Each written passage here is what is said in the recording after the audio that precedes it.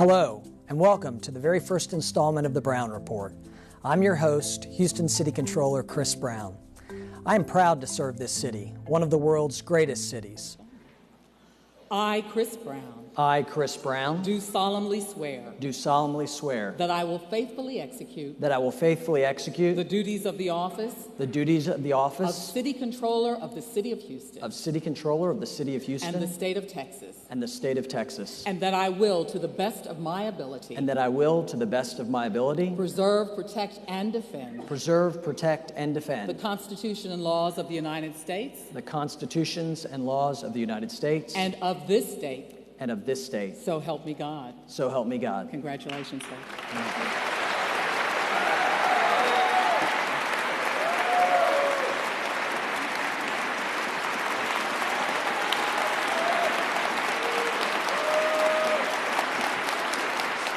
I grew up here, and since January 2016, I've had the great privilege of serving Houston citizens as the city's chief financial officer. But sometimes we forget just how much municipal government touches our everyday lives, providing us with essential public safety protection, water and sewer service, sidewalks, streets, and water line repairs, and clean and safe public parks. Since this is the first installment of the Brown Report, I want to give you an idea of what to expect. On a quarterly basis, I plan to give you a straightforward update of the City of Houston's finances from the perspective of the City Controller's Office. It takes a considerable resource to keep our city running, over $5 billion a year of public money, and I want you to have confidence that these resources are being wisely managed and spent. In addition, the city delivers many other services that affect the quality of life of many citizens, our parks and libraries, for example, on a daily basis. As a service provider, the city's primary delivery system is its employees, the over 20,000 dedicated municipal and public safety workers. Though the Brown Report will focus primarily on finance issues, I want to make it an interesting as well as informative show. I hope to offer useful information that might give you a broader perspective on how the fourth largest city in the nation operates. The city's finances are complex, and frankly, few people realize how much planning goes into the budget and how it is continually refined as we go through each fiscal year. I hope the Brown Report will help Houstonians better understand the city's complex financial picture and how their tax dollars are being used.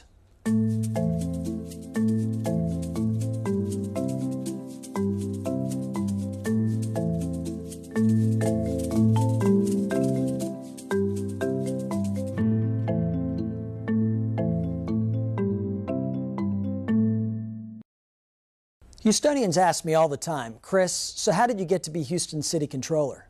Well, let me tell you a little bit about myself. I grew up in Houston, going to public schools, competing on the swim team, and mowing lawns to make extra money. I learned early the importance of hard work. After graduating from Lee High School, I earned a business degree from Texas Christian University and later an MBA from the University of Houston. Go Cougs. After college, I began working as an investment trader and eventually started my own company. I was interested in public service and came to City Hall in 2003 as a chief of staff to a council member and worked as a liaison to the Budget and Fiscal Affairs Committee. In 2009, I became Chief Deputy City Controller, where I managed the day-to-day operations and oversaw the executive division of the Controller's Office. When the previous City Controller left office due to term limits, I decided to run and was elected in December of last year. Another question Houstonians ask me is, hey, Controller Brown, what does the City Controller's Office do?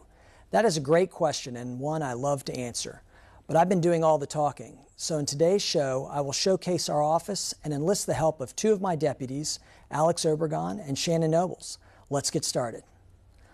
Alex, the Controller's Office is responsible for so many things. Can you give us an overview of the Controller's Office? Sure. The Controller's Office is really unique. We're one of only 5 major cities that elects the City Controller, and we act as a check and balance to the Mayor and City Council. And we really do this through 6 divisions: Executive, Administration, Treasury, Financial Reporting, and Audit. Thanks, Alex. Most people do not know that the Controller's Office takes up 6 floors in City Hall, while the Mayor's administrative team only takes up 2. Shannon, can you give us specifics about what each department on each floor does? Sure.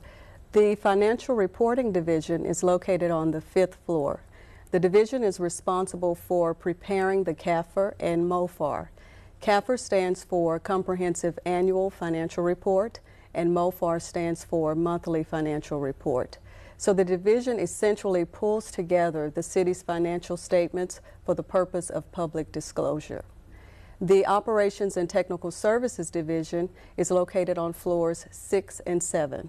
The division is responsible for citywide contract certification, fund reservation, auditing reconciliations of citywide bank accounts, approval of accounts payables, approval of personnel action request, approval of payroll processes, performing vendor liaison functions, escheating unclaimed checks to the state comptroller's office, and managing the comptroller's office information technology services. The 8th floor consists of the executive division staff. The division is responsible for reports and requests for public information. That is the responsibility of the comptroller's office. And also the executive division serves as liaison to city council and to the city departments. The 9th floor is the audit division. The audit division performs the internal audit function for the comptroller's office.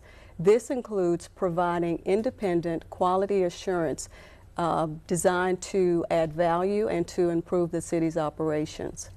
This is also done when the audit division works with city departments to help bring a more disciplined and systematic approach to evaluate the effectiveness of various processes such as risk management, control, and governance.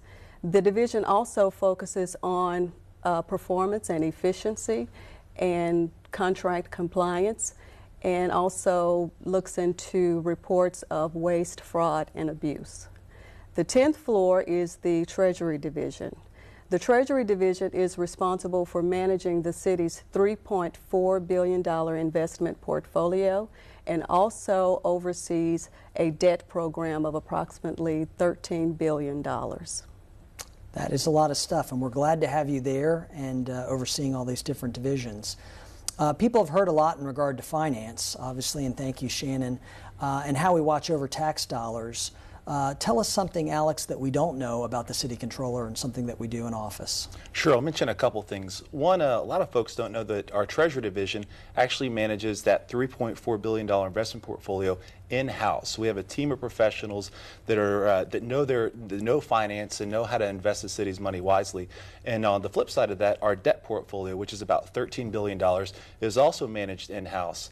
So, Shannon and Alex, we've heard a lot about what the Comptroller's Office does from a financial perspective, but why don't you all tell us something that maybe we don't know about the Comptroller's Office? Sure. In addition to the financial responsibilities which we outlined, we also try to give back to the community.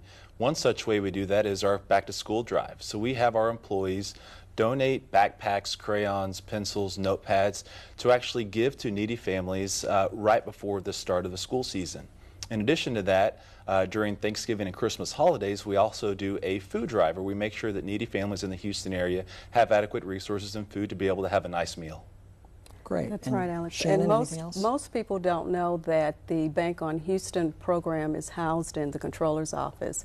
The Bank on Houston program is modeled after the successful Bank on San Francisco program.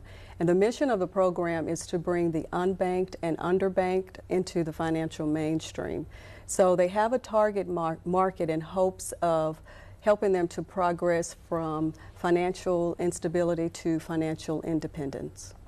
Well, thank you, Shannon and Alex, for coming on the show today and sharing with us all this information about the Comptroller's Office and why it is such an important office.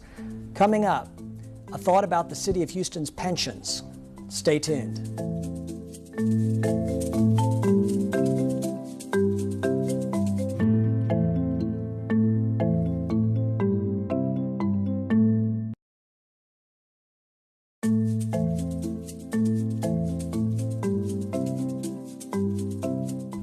Welcome back to the Brown Report. Before we sign off, I want to take a moment to comment on a topic that is getting a lot of public attention right now, and that's critically important to city finances: pensions. There are 3 separate pension systems to cover city employees, one for police officers, firefighters, and municipal workers. As you may know, there has been a lot of discussion over the last few years about the worsening financial health of the pension funds and the risk that poses to the overall city budget. A combination of increased benefits, chronic underfunding, and volatile investment returns have dramatically increased what's called the unfunded liability for the three pensions. Basically, this means the gap between what is owed to fully fund the pensions and the money available to pay it off. Estimates put that gap at nearly $6 billion. Right after I took office in January, I addressed the mayor and city council and sounded the alarm about this issue, which threatens to cripple the city's ability to fund important services and put city workers' hard-earned retirement at risk. I'd like to take this opportunity as I begin my service as city controller to sound the alarm about the serious and growing financial challenges that we face in the city of Houston. Next fiscal year, beginning July 1st, we face an estimated $126 million budget deficit. Our unfunded pension liabilities and health care costs continue to rise at an alarming rate, all while sales tax revenues declined and voter-imposed property tax revenue cap limits the amount of money we take in. In short, available resources are becoming more scarce, while the need for basic service in a growing city only increases.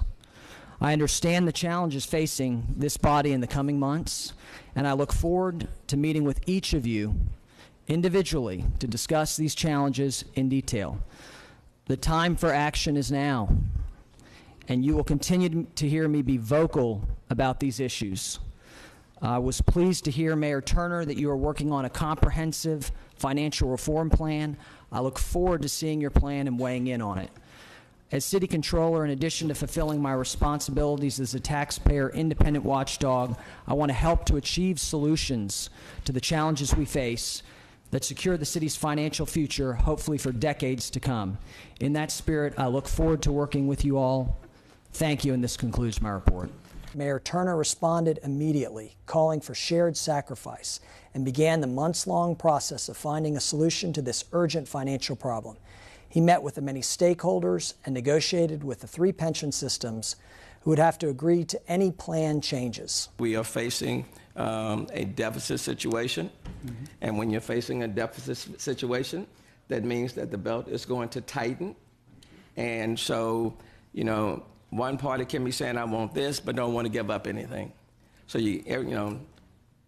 no one can hold on to everything that they have had as long as we're in this financial situation. And so I think the message should go out, very candidly, that I am certainly going to call on shared sacrifice from everyone who are benefiting from the city of Houston, so that no one can say, you're just picking on them and you're not picking on me.